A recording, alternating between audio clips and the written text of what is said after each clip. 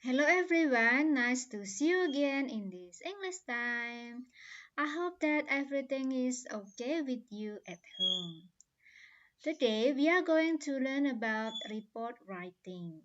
But what is meant by report?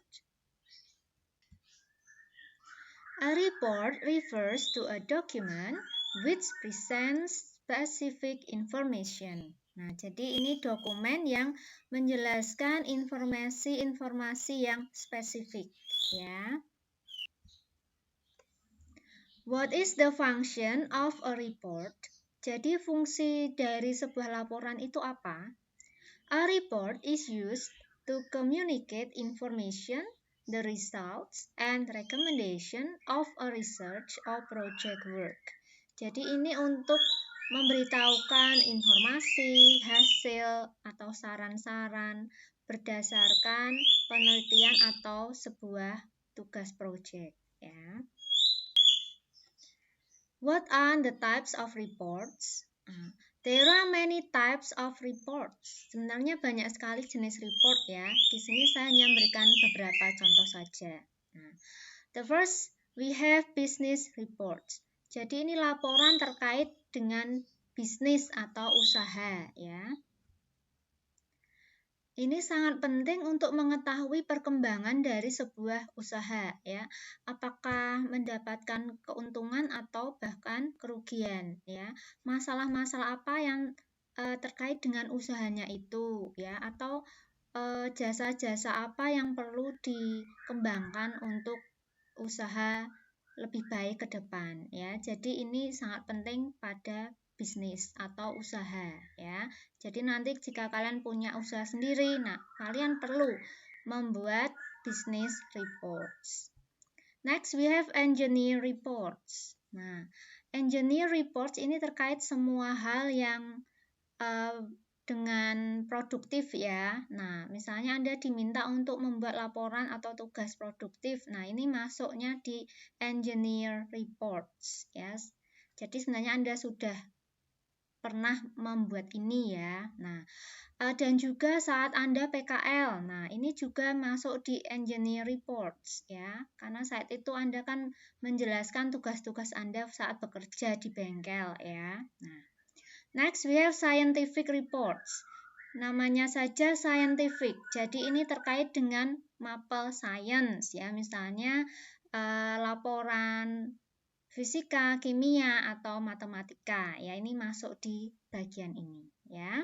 Nah, nanti jika membuat laporan tentang bahasa Inggris ya, nanti namanya adalah language reports atau English reports ya. Jadi ini tergantung bidangnya apa ya. Jadi sebenarnya jenis laporan itu banyak sekali. Oke. Walaupun jenisnya banyak, tetapi semua laporan itu memiliki struktur yang sama ya. So, here are the structure of the reports. And the first one, title page. Di sini adalah halaman utama ya. Jadi yang pertama Anda tulis. We have here from, to, date, and subject. From here, this is the writer of the report.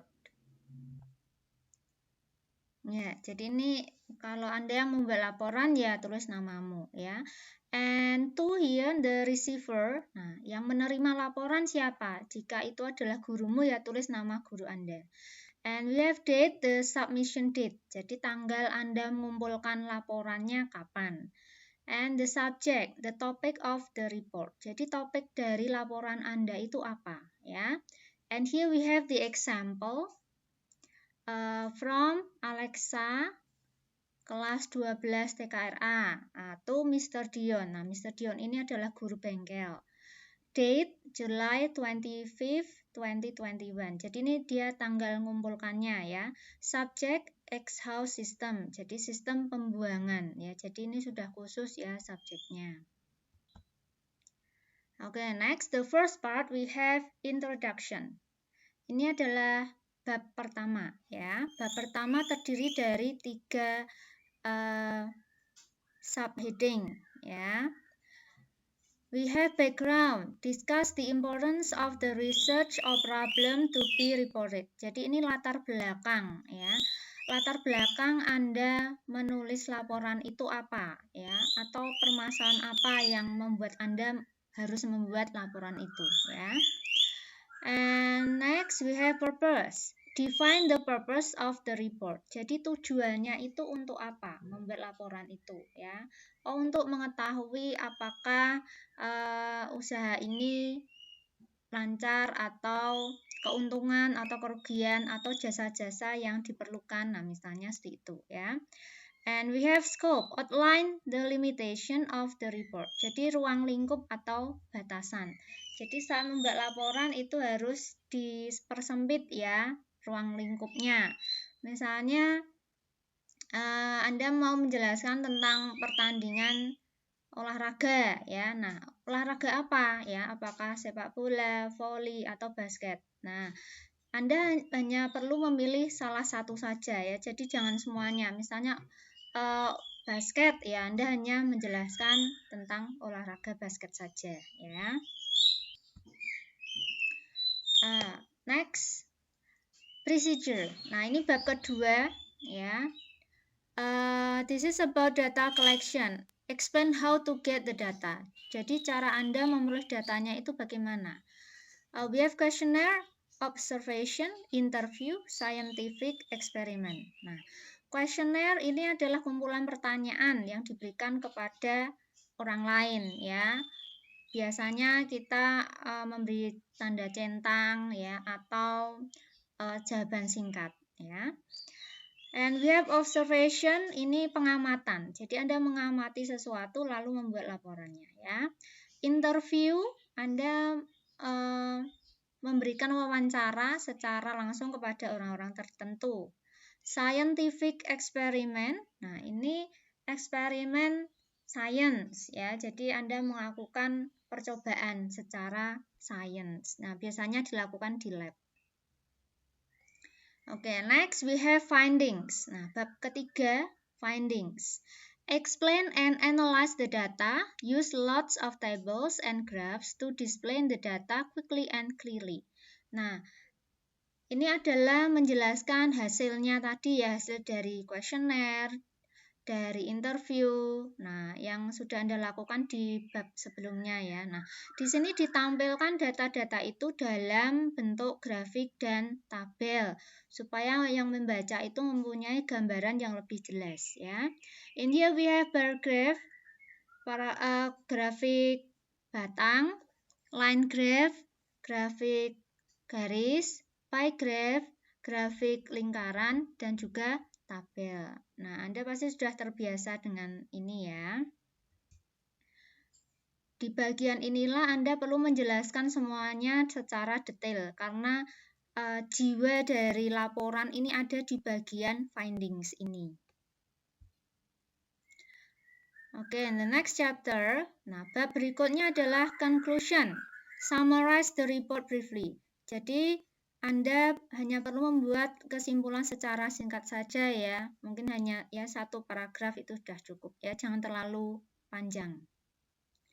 Ini menyimpulkan dari findings Anda tadi ya.